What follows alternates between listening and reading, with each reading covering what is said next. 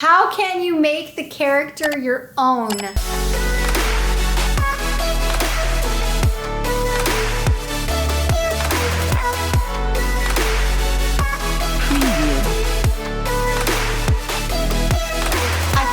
Yourself, every single character is what makes the character. Instead of thinking I'm this completely different person, no, I am that person in that circumstance. That's who I would be in that circumstance. If I grew up like that, exactly the same, I would be that person in that circumstance. And don't worry about trying to be something else. If you really believe the circumstance, you're gonna add your own little nuance, because guess what? Nobody can play you better than you. That's what already makes you unique. So being you inside of every single character you play, and even the greats do that. Like Meryl Streep, she is so good at being different roles, but she still has an element of her in every single character, because she is herself under those circumstances, which makes her that character so brilliantly.